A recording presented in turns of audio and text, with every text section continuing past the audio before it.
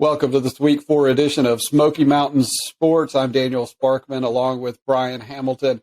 It's been a great week in athletics here in East Tennessee, in college and in high school sports. So, Brian, it's also been Labor Day weekend. I'm jumping back before the summer. I do that all the time. It's just because it's always on a Monday, and you get confused which one's the one in the spring and which one is the fall. Right. So I do that. And I do it all the time. I know it. And this is the first holiday we've had since the 4th of July, so it's been a couple of months since we've had a holiday. So I know I got a lot of work around the house done, but what'd you get done this weekend? A lot of sports. It was a busy weekend from Thursday night to Friday night games and then Saturday. And then had some family in town this weekend. Still have some family in town. So it's been a really busy weekend here for me. But, it all started on Thursday night because we had a lot of games this Thursday, more than usual. I think we had four games going on Friday night in high school, and then we had 3 more at the college level. So, yeah. I mean, there was a lot to keep up with. I'm sitting here Thursday night on the Twitter updating scores, and I'm like, man, we usually only have 1 or 2 games to keep up with, but this was a busy Thursday, and it just continued on through the weekend. Yeah, it was. Once we added college, things get interesting. Everybody decided they wanted to play on Thursday except for Maryville College. Yeah, September 1st. I went out to Maryville College on Saturday, and it was a heck of a game for my first college game covering for Smoky Mountain Sports. Got rained on a little bit, though, didn't you? Did. And then in the first half and the second half, it was as hot as could be. I mean, I got sunburned. So it was the tale of 2 halves, really, in the football game and with the weather. Yeah, well, we'll talk more about our college teams coming up a little bit later in the podcast, but let's take a quick look back at last week. It was our week 2 top 10 and see where things shook out. We had 5 undefeated teams starting in our week 2 top 10, and they were number 1 was Alcoa, number 2 Maryville, number 3 Sevier County, Jefferson County, Morristown West, Gatlinburg Pittman, Lakeway Christian. We've talked about how good they have done with their 2-0 start. The Kings Academy, South Doyle at number 9, and then Morristown East at number 10. So, Brian, let's go ahead and jump in. We still have 5 undefeated teams in our coverage area, but we do expect that to change this week because 2 of them are head-to-head. Right. Because we've 2 of them are head-to-head, and the big game of the week. 2 others have some pretty tough games. Yeah, we've got the big game of the week, which might as well be for most people in the Blount County area. This is the game of the year.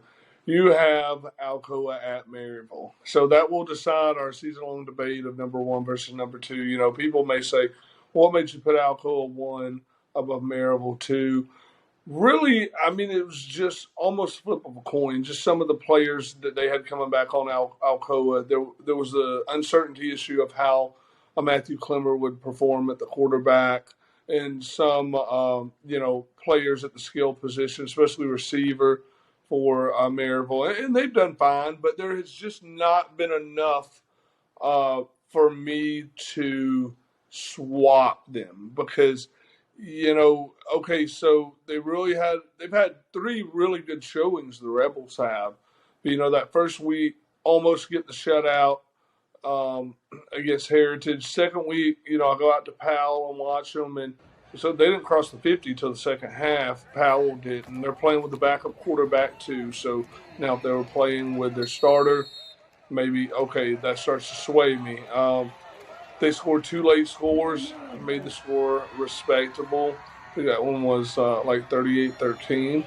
And then last week, really against Farragut, they really kind of let the guard down a little bit early because they allowed, within under 2 minutes left, a touchdown, onside kick, and another touchdown, just Thankfully, Farragut was not able to recover another onside kick. But now let's go to our interview from Friday night with Maryville head coach Derek Hunt to hear a little bit what he has to say about that finish uh, that they were able to escape with Farragut coming into town, and also his take on the Maryville Alcoa game this week.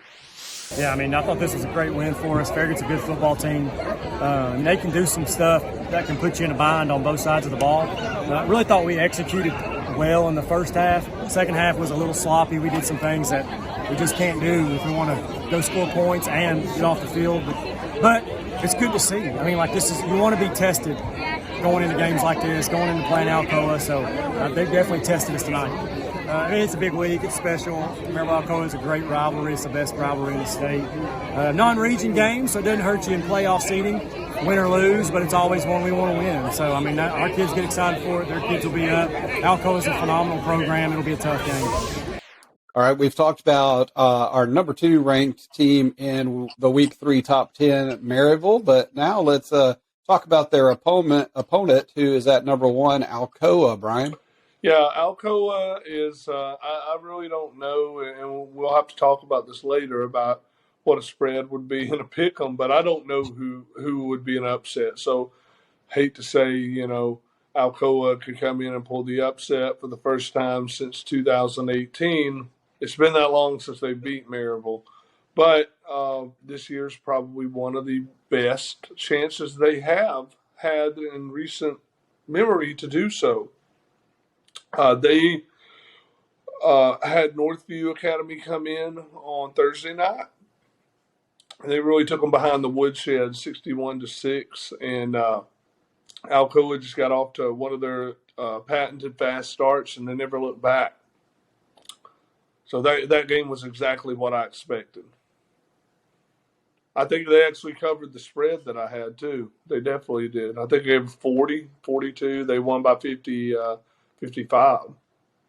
And as we continue down the Week 3 top 10, number 3 once again this week is Sevier County. They're at 3-0 after a win over Knoxville Central on Friday night. Yeah, Knox Central, I really liked Sevier to win that game going in. Knox Central came into Sevierville, and they were turned away as this was an 8-8 game at halftime. Both teams touchdown, 2-point conversion, but Sevier County was able to pull away in the end 21-14 to remain undefeated. So that's really impressive because Sevier County hasn't had an easy opening schedule by any stretch. They probably have the toughest schedule right now up to this point that anybody's played. Because, it doesn't look that way with Carter being 0-3, but, Carter's had a tough schedule as well. But they've been able to navigate it with a very good Jefferson County team in the opener, edging them, then Carter in overtime, and then a good, not great, but good Knoxville Central team. And they've all been one possession, one score games, and they've managed to pull them out. So, Sevier County is looking very gritty offensively and defensively so far this year. And at number 4, we've got Morristown West, and they took on Davy Crockett in our game of the week last week. Yeah, Morristown West, they really have showed a lot of fight. They got down a little bit early in this game, and the game was close, and they were able to pull away. It was 17-6. Davy Crockett adds a field goal, but Morristown West and the Trojans were just too much in the end, and they actually jumped Jefferson County. So that was one thing that was interesting. But this was a good Davy Crockett team. They were undefeated, and they beat them last year and knocked them from the ranks of the undefeated. So you've got to give props to Morristown West being able to do that and do it convincingly this year. And I say it week in and week out, man. I challenge those guys, the offensive staff. Let's find a way to get our playmakers the ball in space and let them do what they do. We want to be balanced and getting our guys touched so they can go score and be a threat. and make this offense real hard to defend. And so tonight, we're going to find a way to get to Tyson. And we have Brett come up and make some plays. Jack came in later, make some plays. And so we keep spreading around. We think we got a chance to be really good with something special offensively. And speaking of Jefferson County, they come in at number 5, and they took on William Blount at William Blount on Friday night. Yeah, the reasoning here for the jump was just the quality of that win over Davy Crockett. To be honest,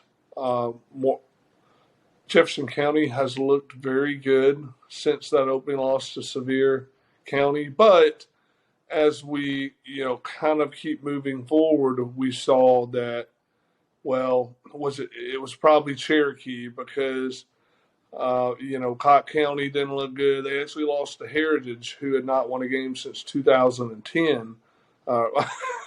2020. Oh, I was 2020, my bad. Yeah, so they had not won a game since 2020. Heritage hat. That would be bad if it was 2010. So, yeah. But yeah, that was who they beat to go 1-1. And then, last week was another game that just, there was William Blount didn't bring a lot of fight. So, and that's a team that's struggling with the loss of quarterback, kind of do it all, Matthew Clemmer, who's at Maryville now. And they're really got a new coaching staff. They're really reeling a little bit. So it's going to take some time for that new coaching staff to get things going in the right direction. But, yeah, I mean, you're looking at some teams that we might have 2 total wins or so between them after we get to November. So, quality of opponents, not great, but the way Jeff County has beaten them keeps them from dropping down any further. But Jeff County is going to have its chance to notch some convincing wins here very shortly. And, yeah, I mean, every team has a rebuilding period. And coming in at number 6, we actually have Lakeway Christian. And they have not been in a rebuilding, but they've been in a building period. And this year seems to be a very positive year for them after they won on Friday. Yeah, Coach Thad Wells comes in his first year. And, when I talked to him back in early August, talking about the facilities, he took me in, showed me kind of their practice facility. I mean, they have top-notch facilities, some just as good as Alcoa, Maryville. They're a private school only in their 3rd year of existence. And he said, with the facilities and the resources they give me here, I think the football program, the girls' basketball program's already a contender. Softball finished 3rd at state. Boys' basketball. Mm-hmm. It's just football has had a rough time. He's a 3rd coach in 3 years. And he said, I think they're a sleeping giant. And he's proven that right. I mean, they are way ahead of schedule. Already 3-0, and I'm not sure. I think that if you count on the field wins, they had a couple COVID wins the last 2 years. That is more on the field wins than they've had in the school's history. 3. They've not had that many. Their only win the first year was a COVID win. 1 or 2 of the wins last year, I think, that helped them get into the playoffs were COVID wins. So, I mean, they've not won 3 games on the field without those forfeits. So it's impressive. Yeah, it's great to see. Now, they do, we'll talk about it a little bit later, but they do have a big test this coming weekend. So they may or may not get to 4-0. Yeah. So up next at number 7, it's Gatlinburg-Pittman. Gatlinburg-Pittman, I hated to drop them back a little bit, but somebody's got to take these, take these up and coming teams out, for the other teams to be able to move up. Gatlinburg-Pittman played a, Austin East team that was expected to be much improved. I didn't see it, but they looked about like the same Austin East from a year ago. They snuck into the playoffs with the 4 seed, I believe. But, it's more of what Lakeway is doing that had them jump Gatlinburg Pittman than what GP is not doing. You know what I'm saying? And GP's got a very a very tough test this weekend, Loudon. So that's a team that just lost to Sweetwater, and that win was so convincing. The Sweetwater jumped up into the rankings now at number 9 of the Sports Writers poll here. So I mean, you're getting Loudon coming off a loss, so they're going to be angry. And this is a game I went down to Loudon. It was a Thursday night game a year ago, and it was tough game. They ended up losing it by I think about 3 touchdowns, but it'll be interesting. We'll talk more about that one later. Yeah. And at number 8, we've got South Doyle. They moved up a spot from number 9 from last week because the Kings Academy had a loss. But South Doyle, a 12-point victory over Scott at home last week. Yeah, South Doyle, they jumped out quick, but they really kind of allowed a few touchdowns late in the game that gave them some trouble sealing that win up. But nonetheless, they were up enough points that it didn't give them any real trouble.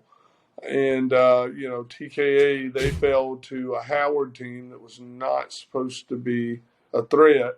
I had expected them to keep moving up the rankings with that win. Well, they have Howard coming at home and beat them, a team that didn't play a year ago because Howard forfeited due to COVID.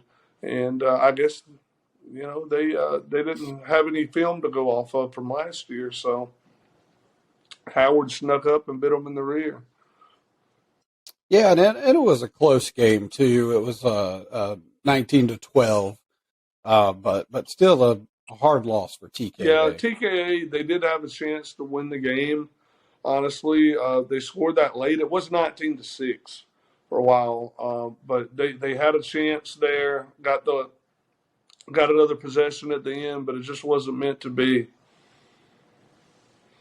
And at number 9, we have a return to the top 10 all the way back from week, let's see, our preseason, our preseason top 10, Seymour. Yeah. They're back at number 9.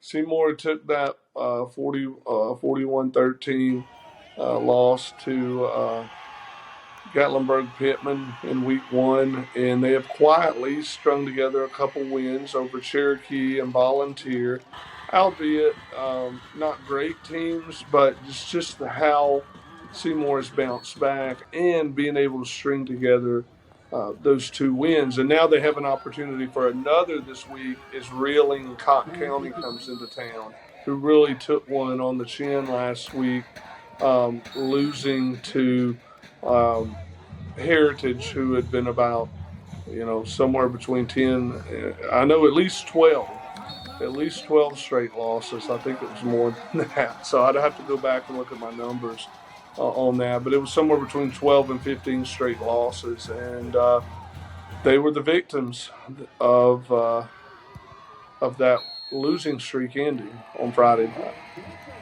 Mm-hmm.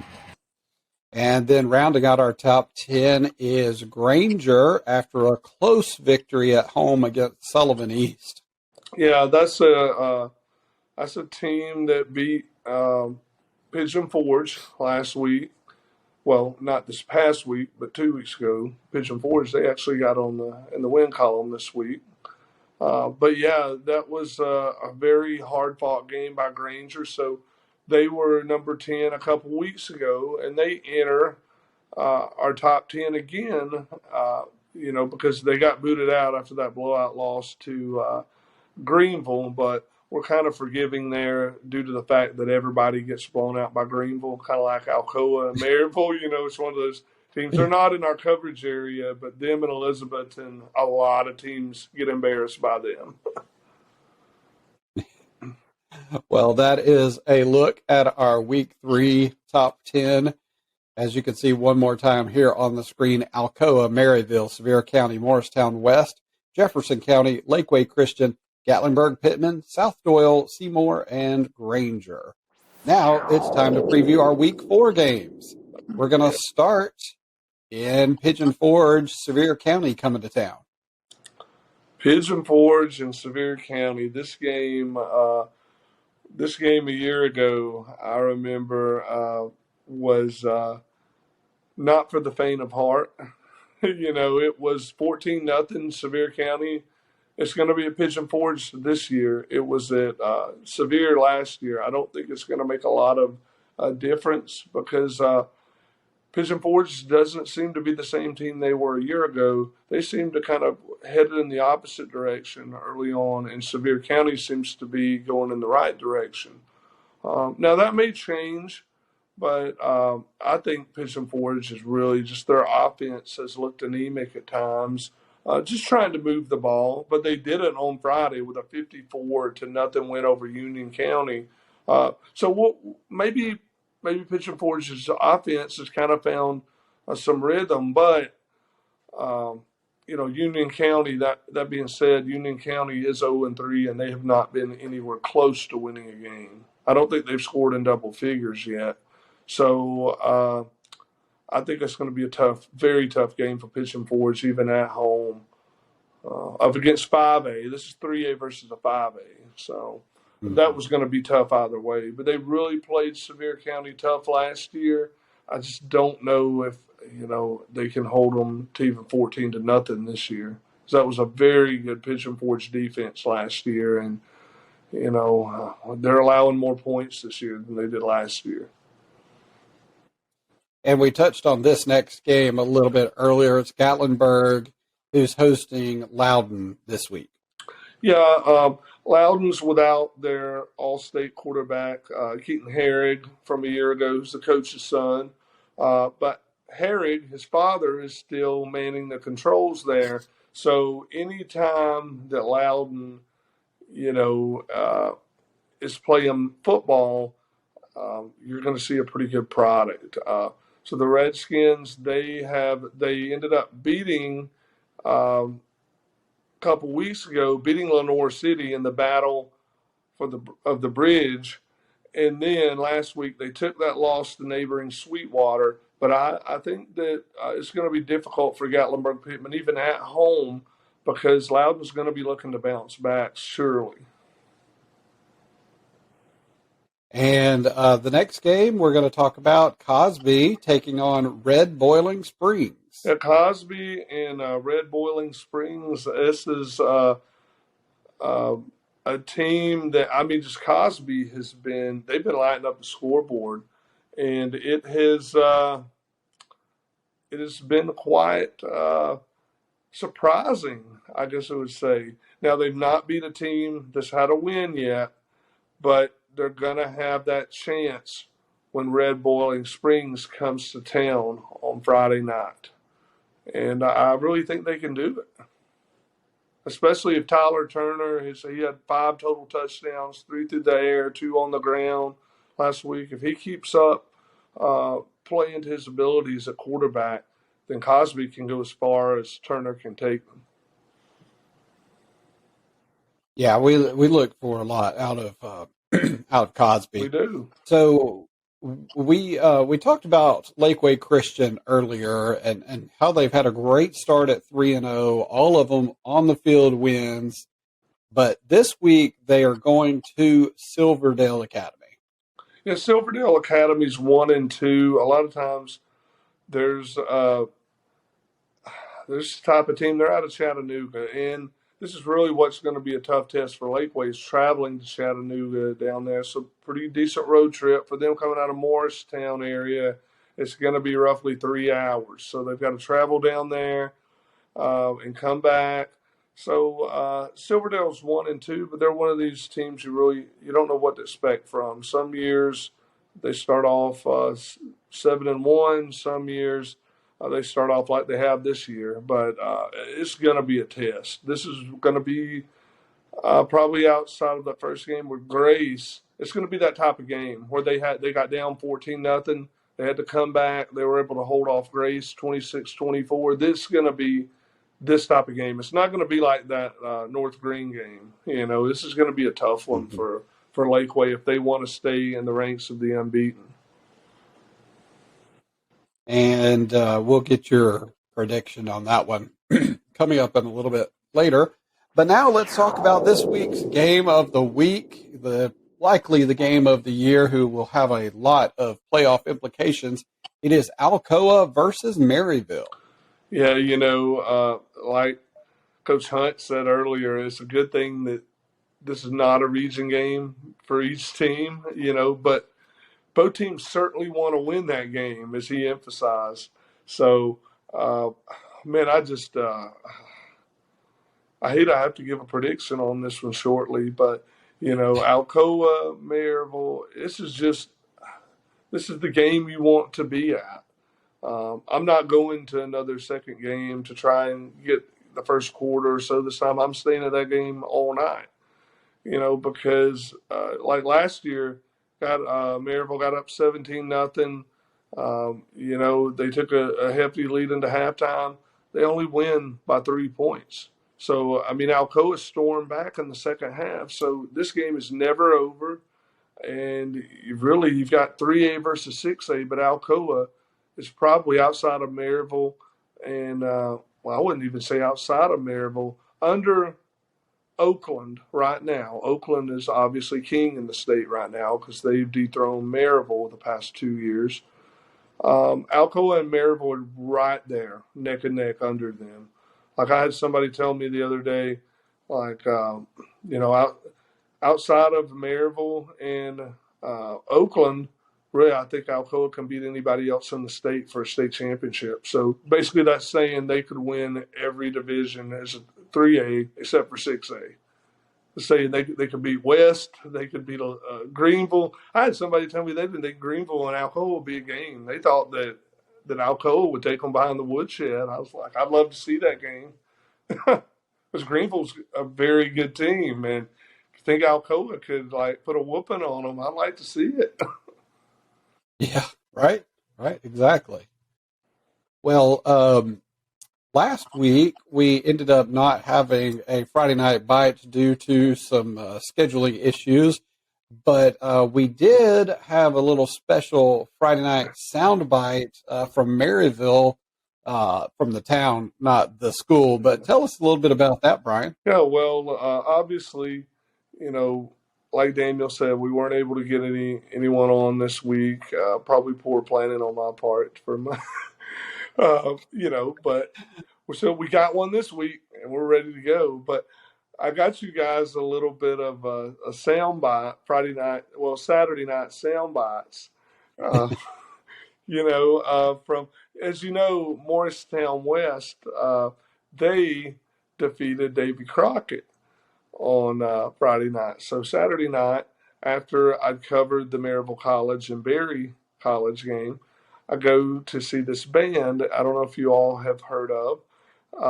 It's called the Kentucky Headhunters.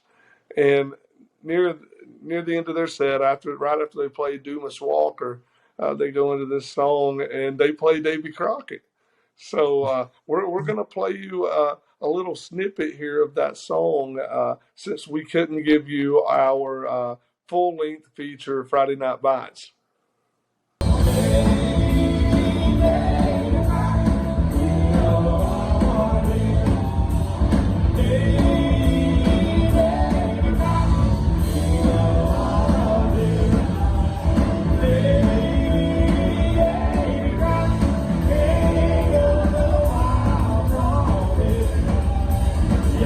That was pretty nice, wasn't it, Daniel? Heck yeah, that was a nice version. Yeah, but, nonetheless, on Friday night, Davy Crockett was not king of the wild frontier. Morristown West was. Yep, that's right. Oh, man. So we are heading. I had to work that in as soon as I heard them play. I know. So we got to work this in. It's always good when you can add a little color to the podcast. Right. So now for our actual preview of this upcoming Friday Night Bites, we stick with Maryville. It's the Maryville-Alcoa game, our game of the week. So, Brian, where are you headed this week? This week we're going to be recording at the Hop Diner, and this is a 50s drive-in that's in the Eagleton community of Maryville, and I'm super pumped for this. I'm going to have me maybe a burger, fries, onion rings, maybe, and a shake. That's what it's all about, man. Those drive-ins are, they're I almost. think we need to see you in a poodle skirt and on roller skates. Yeah, I don't think you're going to see that. You remember when they first opened up the Sonic back where we were from in Jasper, Alabama? Everyone was on roller skates, and then I think they just realized that it was too much of an insurance liability. Hey, look, I went to Sonic the other day down here, and the dude brought our food on roller skates. I was quite impressed. Yeah. I guess it's up to the worker. Oh, yeah. If they want to do it or not. Yeah. Now, time for our college preview. We're covering 4 schools this football season. We're going to start with the Vols are going to Pitt this week. Yeah, Tennessee coming off a big win over Ball State last week. It got out of hand early with that pick 6, and Tennessee just never looked back. So Pittsburgh being on the road, that's going to be a tough game for Tennessee. But I don't know if I'm supposed to be picking these, but I guess I will since it's UT. I think UT, they're probably not going to have that much of a spread, but I like Tennessee by a touchdown or 2. I think this will be a very close spread. I'm sure it's already out, but I haven't looked it up yet. Yeah, they got a lot of momentum coming off that Ball State victory. It was a 49-point victory over Ball State. So and then they've got some enthusiasm. Yeah, and then Pitt's coming off a very tight win over West Virginia, which was the same night. Both teams have equal rest, so they both played on Thursday night. So that should be interesting with each team having. It should be interesting with each team having about 9 days to prepare. And now we're going to preview Maryville College, who is going to Center College. Maryville College coming off a loss to Berry, 24-31 loss last week. Yeah, and to talk about this game, it was Maryville couldn't move the ball well early, but they were able to get some momentum in the second half with 2 touchdown passes. They had the ball with a minute left, and were unable to get it down the field, so they have to give the ball back to Berry. Berry throws a 50-yard touchdown pass with 16 seconds left, and that was all she wrote. They had like 2 plays when they got the ball back, and one of them was a sack, and just unable to do much with it. But this week they'll be going to Center in Kentucky, and they will actually be playing at it'll be at the Danville High School field instead of the college. And this is where Ben Fox, who's head coach of Maryville College, this is where he was the offensive coordinator before taking over the Scots in 2021. I think this will be a great game. And let's go to Coach Fox now and hear some of what he had to say about this past week's loss, and then what he has to say about the upcoming game versus Center. Yeah, I think what happened is, Jamarcus, obviously they had a broken play, and he kind of got hit from the side or behind, I don't know, he tried to land on his right leg, and it kind of buckled on him, and it obviously scared us, and I'm really worried about him because he's one of the best players on the football team. He's a dynamic player and an incredible leader. And then, I think it appeared that they went with a double move up top, that their receiver, the boundary receiver, kind of stuttered at the sticks and took off. And we had a freshman corner playing. He bid on the double move. Well, look, I'm obviously really excited. Both those guys were really highly touted, heavily recruited kids. We had a lot of players leave. Through graduation, we'd had a lot of receivers that had stayed for a long time. We had like 5 senior receivers, something crazy last year. And then obviously Santos left, and so, which is fine. And so all those things happen. And so we were like, man, we need a real influx of not only bodies, we need dudes. And so really, really proud of those kids for the moment not getting too big. Our next game out of college is going to be Carson Newman, who's taking on Franklin Pierce, coming off a defeat at West Georgia this past week. Yeah, Carson Newman went down to West Georgia, who has a very good program, and they were turned away 38-7 on Thursday night. And now they'll get an opportunity, to win their first home game as Franklin Pierce comes in, and they have lost their first game to Edinboro 10-7. So you've got two teams that are going to be fighting for their first win of the season on Saturday afternoon. This game will be at Carson Newman at 1 p.m. on Saturday. And our final preview for college is Tusculum at Chowan. Tusculum had a good victory, 70-13 against St. Augustine. Yeah, Tusculum just came out and, Thursday night in their opener and put on a fireworks show. This game will be at 1 p.m. too, but it's at Chowan. I expect Tusculum to win this game.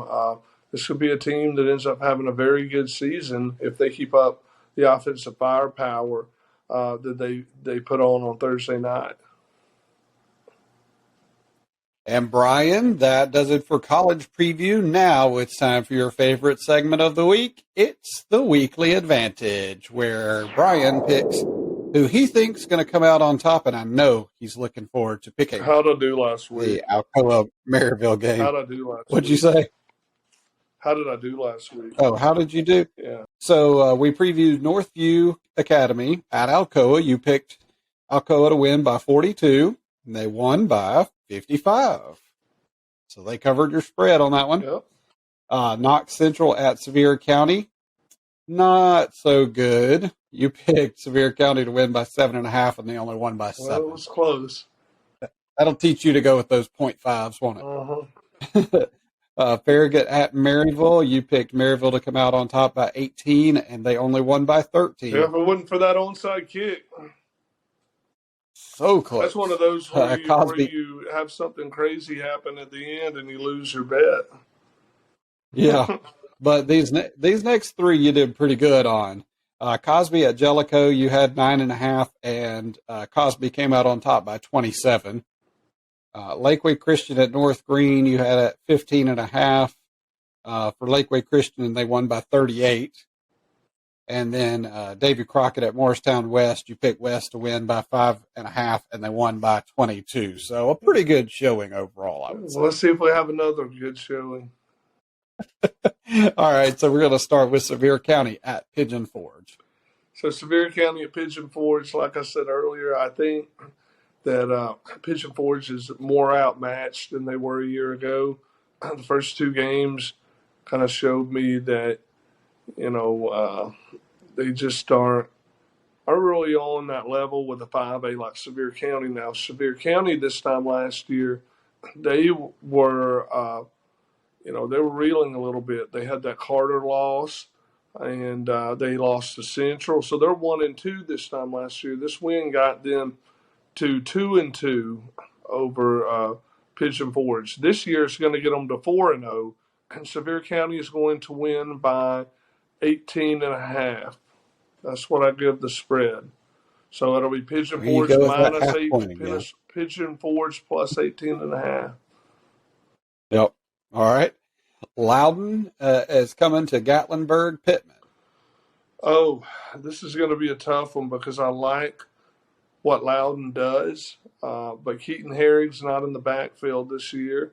And they're coming off that loss to Sweetwater, and I hate to say it, but they're going to be coming off another one this week. I like Gatlinburg Pittman minus 2.5. This is going to be a very close game, but I like Gatlinburg. They play well in the thicket, up there with the most beautiful backdrop in our coverage area. Mm-hmm. I think they're going to be able to come up with it. They've got a great student section, and I give Gatlinburg Pittman the edge. I do. Yeah, I can see that, especially with it being at home. Mm-hmm. All right, Cosby versus Red Boiling Springs. Well, I tell you, Cosby, we're talking about them getting that win over a team that finally had a win. And I believe that this is the game where the Springs will boil over. Cosby is going to win this game, and they're going to win it by 10. So I'm going to give Cosby minus 10. I think they're going to continue on to 3-1. They've got a good shot to win this game. Okay. All right. Now, how about Lakeway Christian visiting Silverdale? Lakeway Christian, I think they're going to stay undefeated. And I think it's going to be close. I'm going to say, and there's a lot of these are close. These are some tough pick'ems. But I think they're going to go down to Chattanooga, and I think they're going to come away with the win. But this will be the toughest test I think they've had this year. They're going to have to battle from behind some, I think. It's not going to be like the last two games where they really just took the bull by the horns and were able to salt the game away. It's going to be, like I said earlier, a lot like that game with Grace in the opener. I think that they will win by 4.5. So we'll go Silverdale at home plus 4.5. Now to the one that you have been looking forward to the most. It's our game of the week, Alcoa at Maryville. And no, I'm not letting you pick a draw on this one. This is just the one that's so tough. Alcoa's number one. Maryville, I got to throw my 1 and 2 out the window right now. So let's look at Maryville. Home field advantage, yes. They've got one of the. I mean, they will look up. So they're playing. They go on the road too, so it's not like they wouldn't show up. Alcoa's student section is going to show up, but so we go to Powell, and then I'm listening to them. There's this really a good receiver on Powell, and they're chanting something about TikTok, like he's on TikTok. They do their research.